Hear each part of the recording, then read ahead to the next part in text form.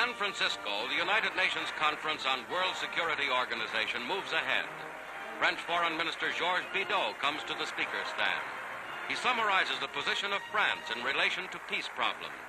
He paid stirring tribute to the gallant Soviet armies and those of Great Britain and the Dominions. He continued, Les magnifiques troupes américaines. the blood shed on our soil by the magnificent American troops, so far from their own towns and countrysides, for a cause which knows no distance, endears to us still further the soil that received it, and makes more sacred still the harvest it has raised, which is called freedom. Confiance dans sa force régénérée. Confident of her renewed strength, confident in the promises of the future, sure of herself to the point of being the first nation to restore the normal play of democratic institutions by free and orderly elections so soon after such trials, France, I give here the assurance of it, will wholeheartedly devote herself to the great task of guaranteeing to the world the security of all, the rights of each. De garantir au monde la sécurité pour tous et le droit de chacun.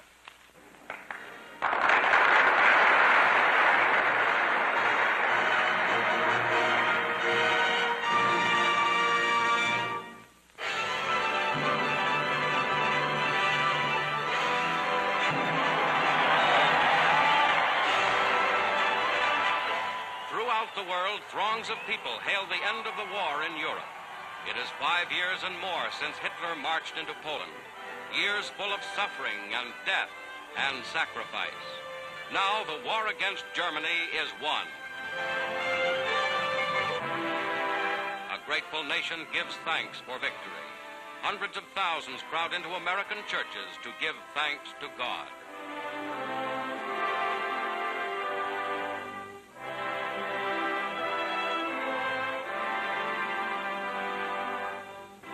President Truman announced the official surrender. This is a solemn but glorious hour. I wish that Franklin D. Roosevelt had lived to see this day. General Eisenhower informs me that the forces of Germany have surrendered to the United Nations. The flags of freedom fly all over Europe. For this victory, we join in offering our thanks to the Providence which has guided and sustained us through the dark days of adversity and into light. Much remains to be done. The victory won in the West must now be won in the East. The whole world must be cleansed of the evil from which half the world has been freed. United, the peace-loving nations have demonstrated in the West that their arms are stronger by far than the might of dictators or the tyranny of military cliques that once called us soft and weak. The power of our peoples to defend themselves against all enemies will be proved in the Pacific War as it was proved in Europe. Historic pictures of the last days of the war in Europe show American and Russian troops as they joined at Torgau on the river Elbe, splitting German armies in two. United States General Reinhardt meets Red Army General Rusakov, a meeting that spelled out certain German defeat.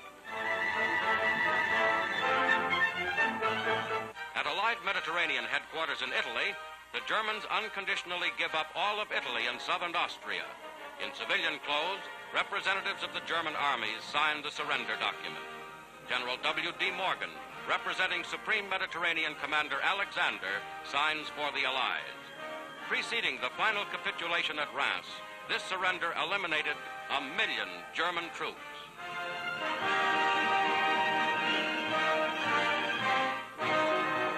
Inside Germany itself, the Allies seized the famous stadium of Nuremberg, scene of countless Nazi party rallies. With the capture of this famous southern German city, the American flag flouts out the swastika.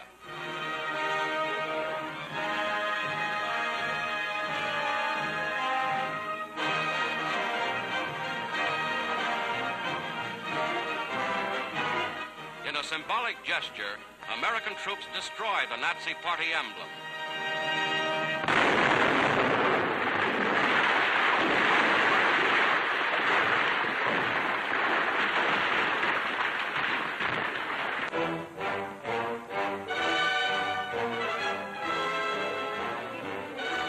Smashing through powerful enemy fortifications, American troops battle their way forward on Okinawa Island, key stepping stone to Japan.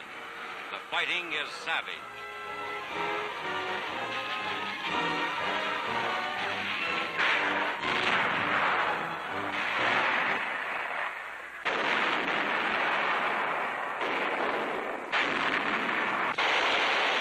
Okinawa natives come into United States 10th Army lines.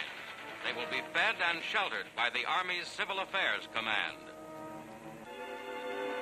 Wounded fighting men have the benefit of modern combat medical techniques. Hospital planes fly them to bases on distant islands. Resisting Japanese are blasted from their caves.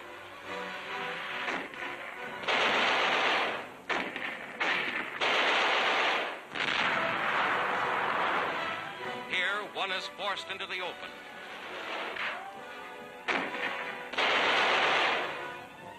Others surrender as the fierce, relentless Battle of Okinawa continues. At sea, off Okinawa, a furious naval battle rages. The United States Navy fleet is attacked full strength by the Japanese Imperial Air Force. An enemy plane comes in to drop its bombs.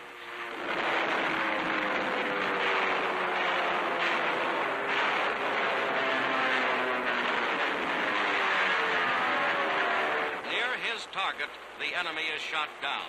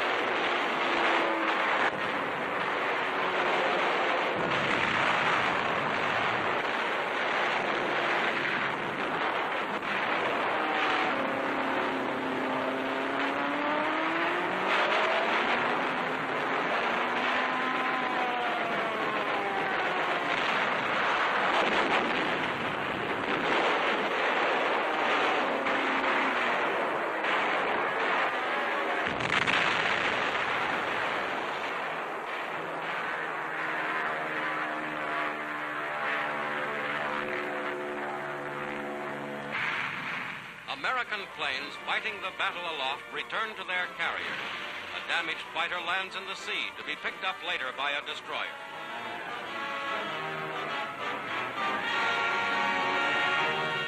Another collides with carrier superstructure.